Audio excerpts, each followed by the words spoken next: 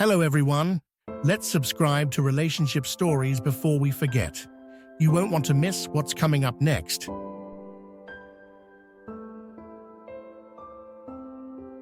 He had always thought of himself as an ordinary man. No grand aspirations, no extraordinary skills, just an unwavering sense of responsibility. Life wasn't meant to be extraordinary for him. It was supposed to be simple: work hard, take care of his loved ones, and live a quiet life. That's all he ever wanted. He had never imagined that a commitment to something so basic could fall apart so catastrophically. The whispers started early in their marriage. People questioned why a woman like her would ever marry someone like him. He's just a regular guy, they would say. No drive, no ambition. What does she see in him? But he had shrugged it off. Love wasn't about ambition or social status. It was about support, about being there for each other. That's what he had always believed. And so, he worked tirelessly to support her dreams. He had sacrificed his own aspirations, whatever small ones he had, so she could achieve hers. He had worked 3 jobs, come home exhausted, and still found the energy to care for their home while she pursued her education. None of it had mattered in the end. Looking back, he couldn't pinpoint the exact moment their marriage had begun to crack. Maybe it had been inevitable. Maybe the whispers he had ignored had been telling him something he didn't want to hear. But he had trusted her. Despite everything, he had trusted her completely. And that trust was the very thing that had destroyed him. He thought about all of this as he sat across from her in that dimly lit room, waiting for her to say something. Anything. She had asked for this meeting, begged him to let her explain herself. But now that they were here, with nothing but the evidence of her betrayal between them, she seemed to have no words. The silence was unbearable, but he wasn't sure he wanted to hear what she had to say. He had heard enough lies already. Instead, he asked the only question that still gnawed at him, the one question he couldn't let go of. What was your body count before our marriage, and what is it now? His voice came out steady, flat, but he felt anything but calm. He didn't expect the truth, not from her, not anymore. He just needed to hear her say something, to admit to what she had done. To make the betrayal real, once and for all. She hesitated, glancing at the stack of photos he had placed on the table between them. It was damning evidence, and they both knew it. For a brief moment, he thought she might try to bluff her way out of it, the way she had done so many times before. But the weight of the truth was too heavy this time. There was no escaping it. After what felt like an eternity, she whispered, 28 before, 32 after. 60. The number hung in the air like a death sentence. He had known it would be bad, he had braced himself for this moment, but hearing her say it aloud was something else entirely. 60. 60 betrayals. 60 times she had chosen someone else over him. He felt the truth of it settling into his chest, a crushing weight that made it hard to breathe. The thing was, it wasn't just the number that hurt. It was everything that number represented. He had given her his life. He had worked himself to the bone to support her, to give her everything she had ever wanted. And while he had been doing that, while he had been pouring his heart and soul into their marriage, she had been out there with strangers, betraying him over and over again. He stood up, unable to bear the sight of her any longer. He didn't say anything as he walked out of the room, leaving her behind with her whispered confessions and her tears. Her sobs followed him down the hallway, but they had no effect on him. They no longer held any power. She had already taken everything from him. The divorce was finalized not long after. The paperwork was cold and clinical, just like the proceedings had been. They had separated their assets without much of a fight. There wasn't much to fight over anyway. He didn't want anything from her. He didn't want her money, her belongings, or any part of the life they had built together. He just wanted to be free of her. Free of the lies, the betrayal, the constant reminders of everything he had lost. But even after the divorce, freedom didn't come easily. Her betrayal clung to him like a shadow, always there, always reminding him of what had happened. He tried to move on, but every attempt felt hollow.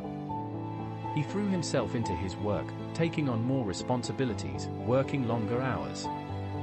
He started going to the gym, trying to rebuild his body the way he wished he could rebuild his life. He even began to date again, but nothing felt real. Nothing felt right. The feelings of inadequacy never left him. He had spent years supporting her, doing everything he could to be the perfect husband, and in the end, it hadn't been enough. No matter how much he tried to rationalize it, no matter how many times he told himself that her infidelity wasn't his fault, a part of him still believed it was.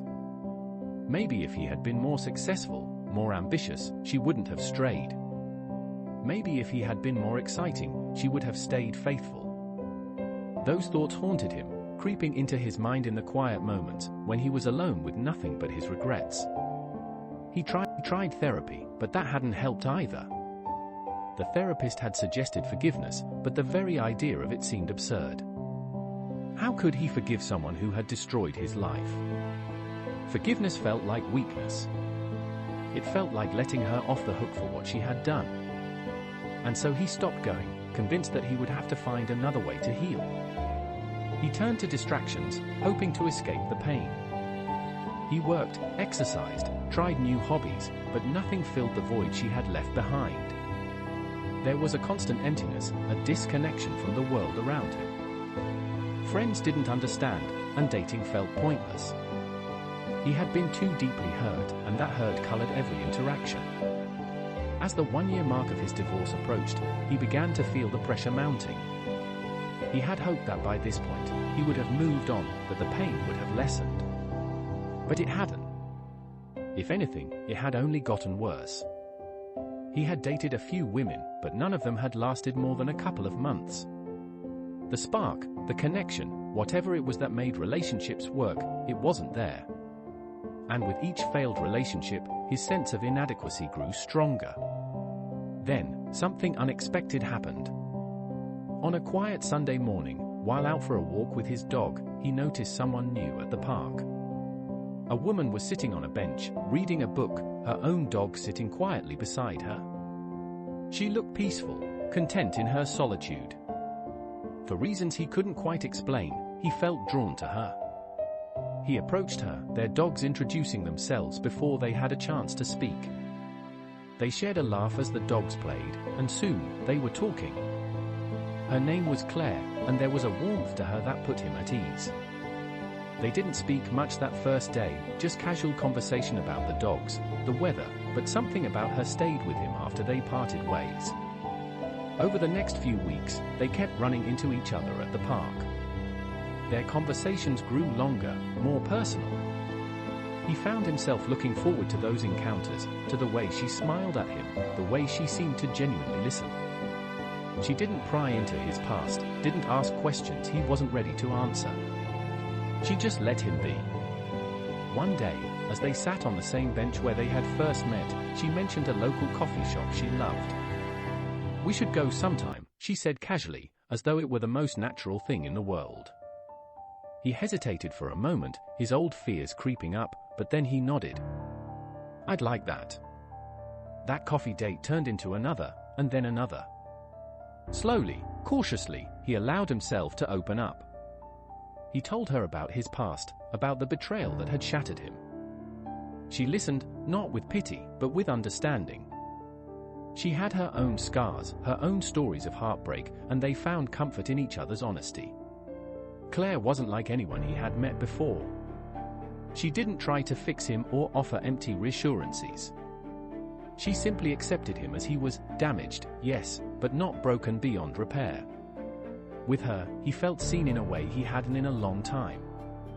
As the months passed, they grew closer.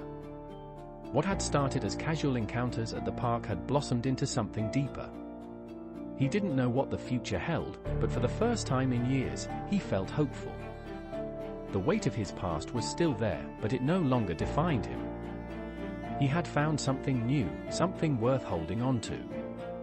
Sitting with Claire one evening, watching the sunset, he realized that his healing had begun long before he had met her.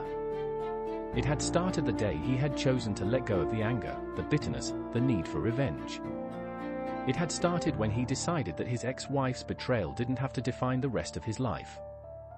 And now, as he looked into Claire's eyes, he knew that he had finally found peace, not just with his past, but with himself. It hadn't been an easy journey, but it had brought him here, to a new chapter, one filled with possibility and hope. For the first time in years, he was ready to love again.